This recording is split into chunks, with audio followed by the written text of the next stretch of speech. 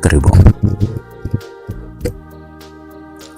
mpendwa msikilizaji kwenye hii simulizi mpya, simulizi ambayo inakwenda kwa jina Gundu. Msikilizaji, mwandishi wa simulizi hii anaitwa Msei Mkai, anapatikana kwa namba 0760445998. Usisahau kusubscribe, kucomment, kushare na kulike. Na mimi ambaye nakusimulia simulizi hii naitwa The Don, na hii ni Jungu la Simulizi. Msikilizaji, ni simulizi ambayo ni ya kusisimua, ni simulizi ambayo utajifunza, ni simulizi ambayo utaburudika. Karibu.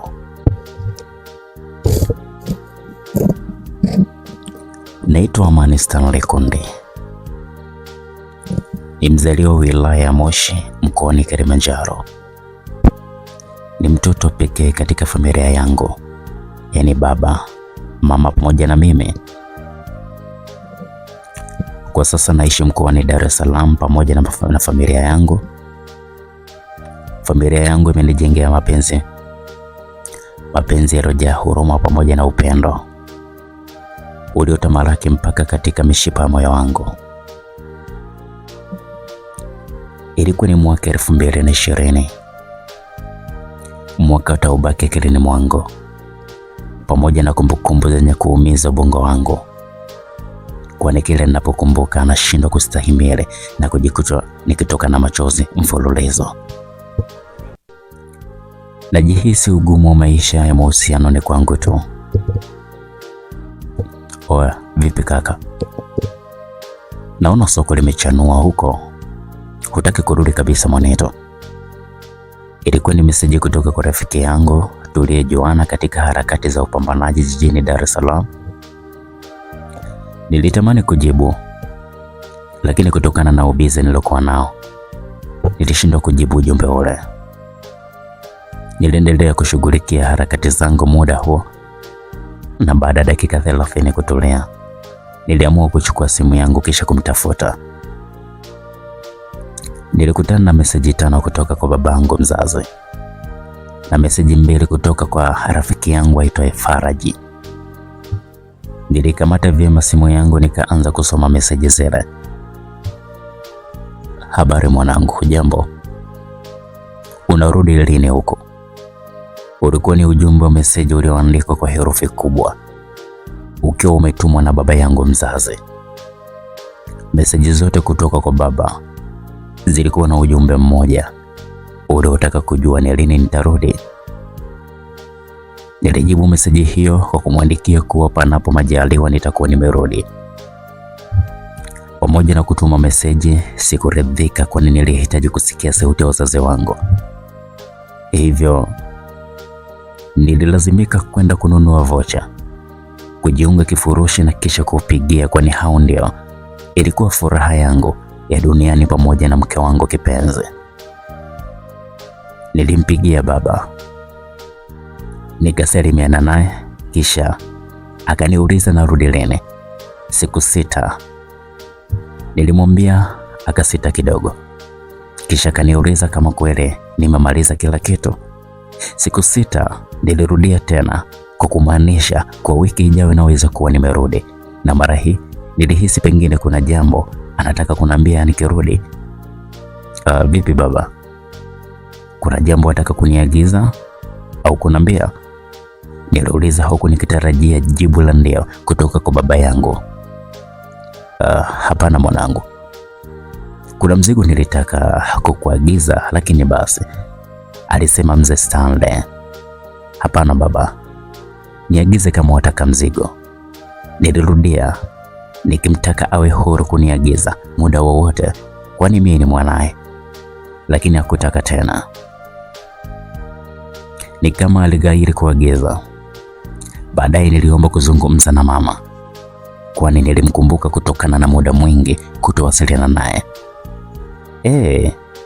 Jamani mwanangu, hata kunikumbuka wewe na babako siku hizi mnanitenga kama nini vile, mpaka najihisi mkiwa jamani, alizungumza mama kwa huzuni, mpaka nikajisikia vibaya kwa kukaa muda mrefu bila kupigia. Hapana mama, ni ubizi tu wa kazi mama yangu, lakini sio kusudi langu kukaa muda mrefu bila kukutafuta jamani. Mwanao bado damu mbichi mama, hivyo sina budi kupambana ili nijenge familia yangu maisha bora na sio bora maisha. Nilimshawishi mama kwa maneno mazuri ili anielewe. Ni kweli mwanangu, na sisi wazazi wako tunawaombea dua njema wanetu, na Mungu abariki ndoa yenu, alisema mama. Nashukuru sana mama yangu. Na vipi huyo mkwe wako pale nyumbani, anaendeleaje? Niliuliza huku nikitaka kujua hali ya mke wangu licha kuongea naye mara kwa mara kwenye simu. Huyu anaendelea vizuri mwanangu, hana shida. Katulia na mimba yake, japo ni muda mrefu sana sijaenda kumtembelea, lakini baba yako mara nyingi anaenda. Nafikiri hata leo asubuhi katoka huko.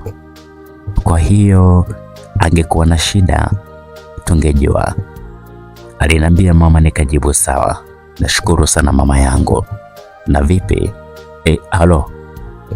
Halo, niliita bila matumaini, jambo lililoonyesha simu ya upande wa pili ilikuwa imekatwa. Mama Amani, unaongea sana na simu, hebu niandalie chakula, nina njaa. Ilikuwa ni sauti ya mzee Stanley iliyompokonya simu hiyo mke wake Aika kwa kumshutumu anaongea sana na simu. Baada ya simu kukatika,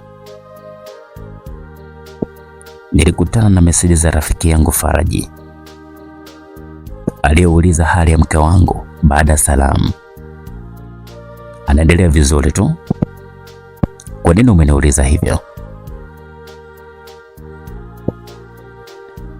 Nilimuuliza kwani siku zote, sikuzoea nikiongea na Faraji kuuliza habari za mke wangu. Wiki hii na iliyopita namuona kila siku mzee wako maskani kwako pale na mkeo. Nikadhani labda tayari kisha tuletea mwanetu, alisema Faraji. Nafikiri anaenda kwa ajili ya kumsalimia. Sinajua mtu na mke wake bwana, wale utani hawaachi, nilisema huku nikicheka kwa maneno ya rafiki yangu Faraji baada kujaji ujio wa baba angu kwa mke wangu. Haya bwana, alimaliza kwa kusema hivyo Faraji.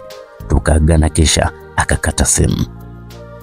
Yalikuwa ni maongezi ya meseji baina yangu na rafiki yangu. Ilikuwa imetimia usiku, hivyo kama kawaida yangu nilihitaji nikae sehemu nitulie niongee na mke wangu kabla sijalala.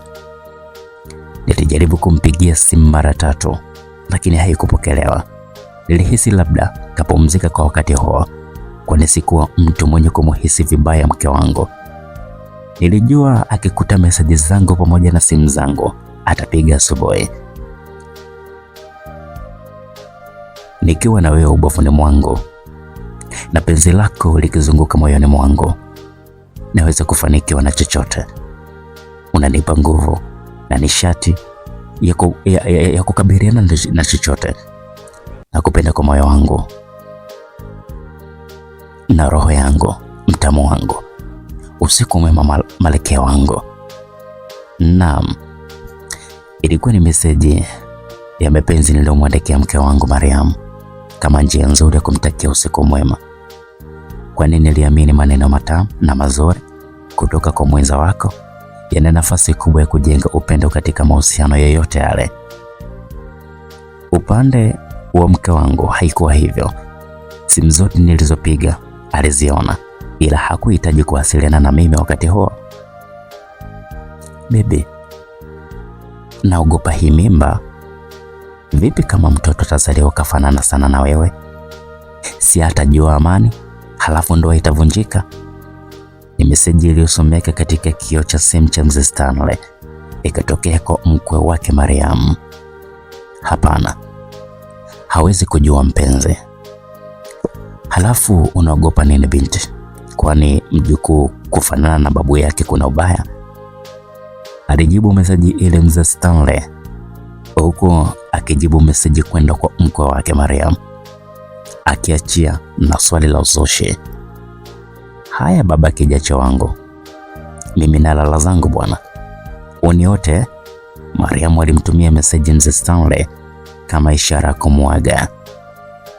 Naye mzee Stanley alikuwa haraka kumjibu, ni kama alikuwa anaisubiri meseji hiyo ajibu.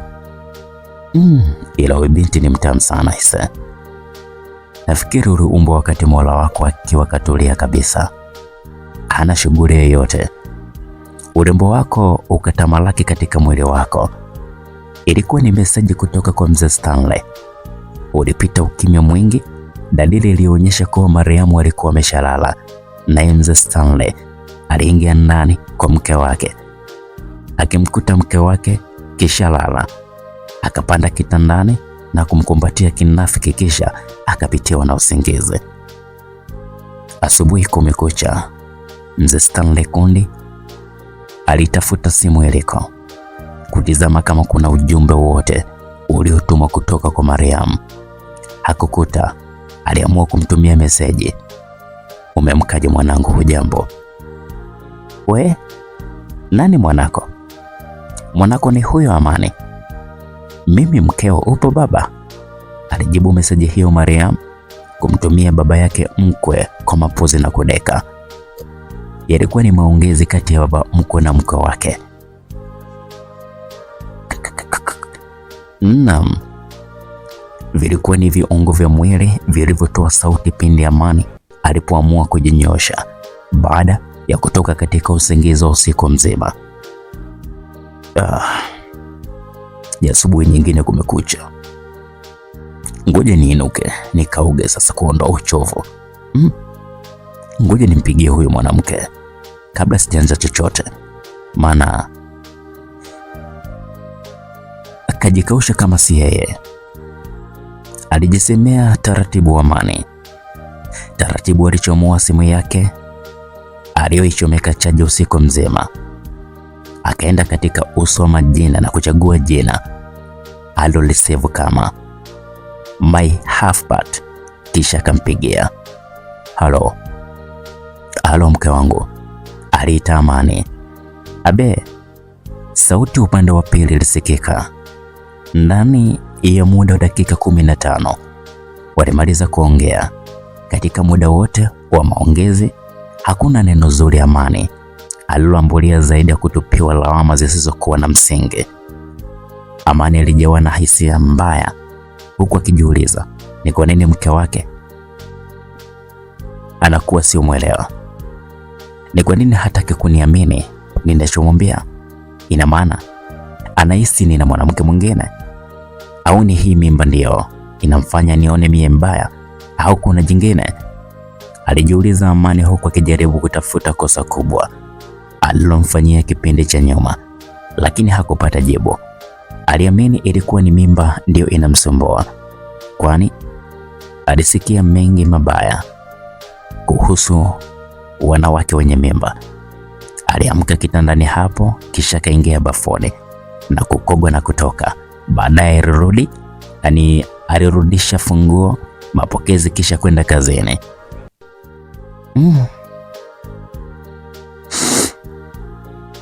Hivi mme wangu, hizo safari za kila siku kwenda kwa mkweo, huoni jamii itakuchukulia vibaya? Inakupasa uwe na mipaka baba Amani. Yule ni mkweo, wala sio mwanao wa kumzaa, tena wa kike. Naam, aliongea Biaika kwa jazba, kwani hakufurahishwa na kitendo cha kwenda kwa mkwe wake kila siku na muda mwingine kuchelewa kurudi kwake.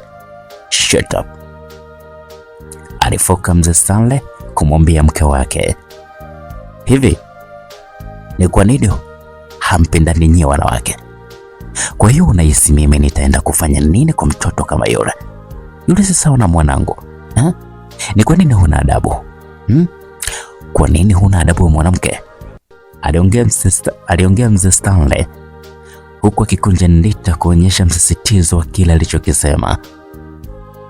Tafadhali naomba nisamehe sana mme wangu kwa matamshi yangu, sikukusudia kukukwaza. Aliomba radhi Bi Aika kwa kujua amemkosea mme wake. Haya, kuanzia kesho utaenda wewe na hiyo miguu yako mibovu, alilalama mzee Stanley huku akijaribu kutetea upande. Basi mme wangu, naomba usinihukumu kwa maneno yangu. Nimekukosea mme wangu, sitorudia tena. Mama Amani alijua kujishusha mbele ya mme wake, kwani alijua thamani ya ndoa, hivyo hakueletea mchezo hata kidogo ndoa yake, jambo lililopelekea kuishi ndani ya ndoa zaidi ya miaka 30 mpaka sasa. Msikilizaji, alinyanyuka mzee Stanley kwa hasira, akatoka nje ya nyumba yake palipo na kijiwe cha kahawa na bao, huku akijaribu kudanganya akili ya mke wake kuwa yupo nje. Mwanamama Aika alinyanyuka na kuchungulia dirishani ili kujua wapi mume wake kaenda. Alimuona kaka kwenye benchi huku akiwa na kijana mmoja wakicheza bao. Alirudisha uso wake ndani na kufunga dirisha. Mzee Stanley alimuona mke wake na kuichora akili yake kwa mara ya pili tena. Hapo aliamua kucheza na akili ya mke wake. Vijana wa siku hizi bwana. Sasa ndio nini? Unafikiria sana, unacheza kama utaki bwana. Kama umeshindwa sema ingie mwingine, halafu kucheza hujui, hebu kacheze na vijana wenzio. Mimi nimeanza kucheza bao, babako hajazaliwa. Naam, yalikuwa ni maneno ya mzee Stanley kwa mpinzani wake kijana huyo. Mzee, kwani si ucheze maneno mengi ya nini? Mimi najua utoboi mzee wangu, alisema kijana yule. Mzee Stanley alifikiria, akaona muda unaenda, hivyo njia pekee ya kuondoka bila kudhalilika kwenye bao ni kulitikisa kiti zianguke. Mzee Stanley alijifanya akiokota kitu chini pale, huku akiwa na azma ya kutikisa bao hilo. Mzee, unaona mambo yako sasa. Kama hujui sema, tukufunze vijana, sio kumwaga kiti bwana, alilalama kijana, huku wengine wakileta zogo mahali hapo. Umeishiwa mbinu mzee, mtoto mdogo kama huyo anakudhalilisha, ilisikika sauti ya kijana aliyekaa pembeni ya benchi. Nyie vijana wa siku hizi hamna adabu. Haya, chezeni wenyewe sasa, alisema mzee Stanley huku akinyanyuka na kuondoka mahali hapo. Huyu mtoto leo atanikoma. Ngoja nikakumbushie ujana wangu nilikuwaje. Leo nimpe staili nyingine mpya. Mke wangu kishazeeka kwa sasa, hana cha kunisaidia katika mapenzi. Ngoja nijilie vidodo vya Kikwete hivi. Naam, alijisemesha mzee huyo akionekana mwenye hamu zaidi. Yaani akionekana mwenye hamu zaidi leo kuliko siku za nyuma. Alichupa mtaro wa maji kuelekea mtaa wa 3 alipokuwa akiishi mko wake na wanaye. Alipokuwa akiishi mko wake na mwanaye, aliingia moja kwa moja mpaka ndani bila hodi, kitendo kilichomshtua Mariam, mke wa Amani, kwani alikuwa hajajistiri na chochote na ujauzito wake. Jambo lililomshtua, jamani baba, hata hodi? Ya nini hodi nyumbani kwa binti mrembo kama wewe bwana? Halafu usipende kuniita baba. Unataka kuninyima nini mtoto? Niite baby sawa, alisema mzee Stanley akiwa bado kasimama. Macho yake yalianza kuvinjari mwilini wa binti Mariam, huku akili ikimruka na kumfanya fikiria mbali. Upande wa zipo yake pia haukubaki nyuma, ulifura kwa hasira, huku ukitanuka kwenda mbele ya suruali iliyovaliwa na mzee huyo kwa kile yalichokiona kutoka kwa mrembo Mariam.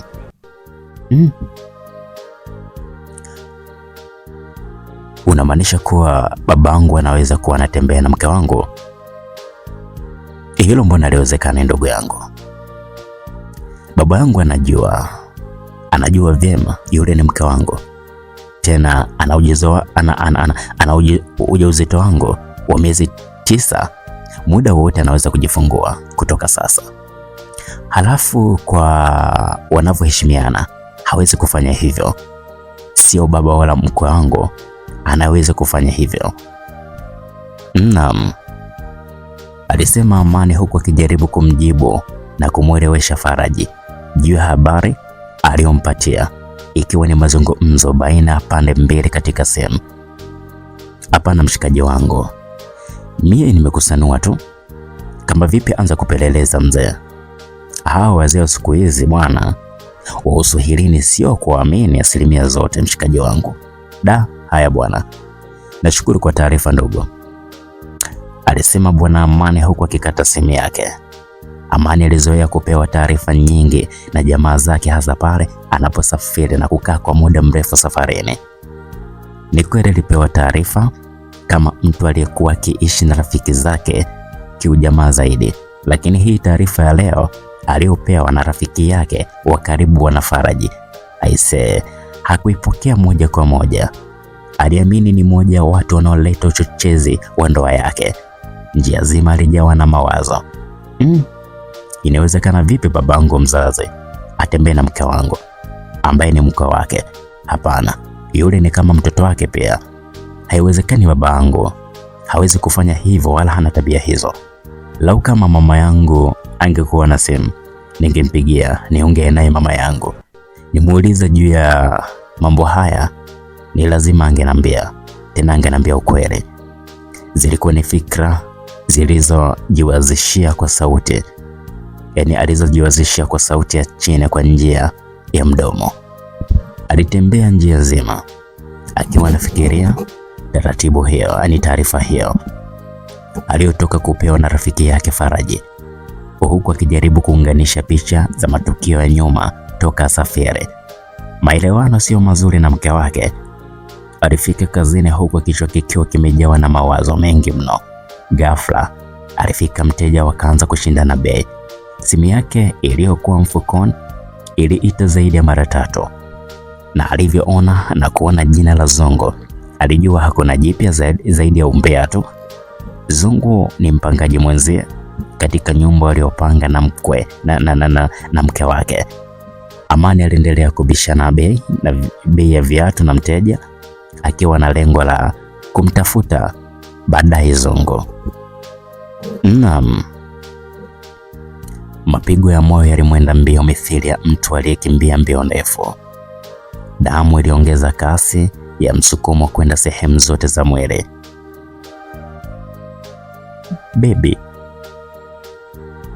Baby, aliita Mariamu. Niambie mrembo, alijibu mzee huyo. Mbona umezubaa hivyo? Alisema Mariamu kwa sauti ya upole na kudeka, huku kifuani akiwa na kanga moja. Basi kaa hapo, nisubiri nimalizie kufagia hapa baba kijacho wangu, sawa Alisema Mariamu kumwambia mzee Stanley aliyokuwa kazubaishwa na urembo wa binti Mariamu, huku akiwa kajawa na hamu ya kutaka kukata kiu ya tamaa zake wakati huo. Haya, sawa binti yangu, nakusubiri hapa. Akiwa kwenye kochi pale, mzee Stanley alishuhudia live binti Mariam akiinama mbele yake akifagia, huku nusu ya mapaja yake yakiwa wazi. Alijizuia lakini alishindwa. Ndipo aliposimama kumnyatia nyuma yake na kusogea karibu yake, jambo lililomshtua Mariam na kufanya nyanyuke kwa kudeka. Sauti ya madeko ilizidi kumchanganya mzee Stanley na kuanza kumtomasa binti huyo. Taratibu, hisia kwa wote wawili zilichukua nafasi yake, na uvunjifu wa amri ya Mungu ulitamalaki mahali hapo. Sauti zilisikika mpaka nje ya chumba hicho. Ama kwa hakika, kama kuna mtu aliyekuwa jirani, basi ni dhahiri aliweza kunasa na kushawishika na sauti za mahaba zilizorindima chumbani humo. Ikiwa ni katikati ya mchezo kama kawaida yake, mzee Stanley aliamua kuruka ukuta kuingia sehemu ya pili inayopendwa na vijana wengi wasiokuwa na maadili na adabu ya tendo hilo, wakidai ni sehemu nzuri na yenye joto kuliko sehemu ya mbele. Binti Mariam naye hakujali uhamisho uliofanywa na mzee huyo, kwani alizoeshwa kufanyiwa kitendo hicho na mzee huyo. Hisia zilimpeleka kasi na kujikuta akipenda kufanyiwa hivyo kila alipokutana na mzee huyo. Kelele za wawili hao zilibisha hodi katika ngoma za masikio ya Bwana Zongo na kumfanya sikiliza kwa makini wapi zilitokea sauti hizo. Moja kwa moja alienda mpaka katika korido. Alijua kilichoendelea ndani humo, kwani alimwona mzee Stanley wakati anaingia katika chumba cha binti huyo na kujaribu kumpigia simu jamaa yake Amani, lakini haikupokelewa. Kelele zilizidi kumpa hamasa Bwana Zongo aliyekuwa hajaoa na kumfanya kwenda kuchungulia. Kupitia uwazi mdogo ulio katika mlango, Zongo aliweza kuona kila kitu kilichoendelea ndani hapo, huku naye akijaribu bahati yake ya kujichukulia sheria mkononi aweze kufunga wala goli moja. Si haba alifika alipopata rajia. Aliondoka mahali hapo hima na kujaribu tena kumpigia Bwana Amani, lakini simu haikupokelewa. Alitamani ampate amweleze kila kilichojiri katika chumba chake wakati huo akiwa sokoni. Amani na kelele pekee, ni kelele pekee ndizo zilizokuwa zikisikika eneo hilo. Sio rahisi kusikia, sio rahisi kabisa kusikia simu akiwa ameiweka mfukoni. Baada ya masaa kupita, Amani alitoka eneo hilo na kutafuta eneo la utulivu kwa ajili ya kupata chakula cha mchana, kwani muda ulikuwa umeenda na njaa ili msulubu vilivyo. Huyu mama chakula atakuwa kashamaliza, ngoja nisogee mbele pale, aliwaza Amani akiwa njiani kukaribia mgahawa ulio pembeni kidogo na masoko. Karibu mwanangu, karibu. Kuna wali, ugali, pilau, ndizi, supu, nikuhudumie nini mwanangu? Naam, ilikuwa ni sauti ya mwanamama muuzaji wa mgahawa huo. Asante mamangu, nipe wali nyama, aliagiza Amani. Wakati anakula alikumbuka kutoa simu yake mfukoni na kukuta ni missed call 7 kutoka kwa rafiki yake Zongo, mpangaji mwenzie, na 3 ni kutoka kwa rafiki yake Faraji. Mara moja alijaribu kumpigia Bwana Zongo, kwani ni dhahiri alionyesha kuna jambo la muhimu sana, sio kawaida yake huyu jamaa. Naye ana shida gani leo? Aliwaza Amani. Namba unapiga haipatikani kwa sasa, jaribu tena baadaye. Ilikuwa ni sauti kutoka katika simu ikimjulisha kuwa namba hiyo haipatikani. Ngoja njaribu kumpigia mke wangu, ikiwa kuna jambo nitajua. Wakiwa katika safari ya kupeana raha, simu ya Mariamu iliita. Kelele alizoona ni usumbufu kwake, hakuweza kuinuka. Akiwa katika staili ile ile, alisogeza mkono na kubofya kitufe cha kupunguzia sauti ili isiite kwa sauti, na kisha kuendelea kufaidi penzi la mke wake. Aliendelea kufaidi penzi la mke wake. Bahati ilikuwa kwa Mariam siku hiyo, kwani alibonyeza kitufe cha kuzimia na kufanya simu yake ijipokee. Kabla Manya hajaongea chochote, alisikia sauti nzito ya kiume ikilalamika kimapenzi. Punde akasikia sauti ya mke wake ikisindikizwa na sauti ya mwanaume huyo, kitu kilichomfanya atege sikio kwa makini. Nini kitaendelea? Nini kitajiri? Ipi hatima ya Mariamu? Nini atafanya Amani? Basi yote na yote tukutane katika sehemu ijayo, na itakuwa ni sehemu ya pili. Niseme tu bye bye kwa sasa.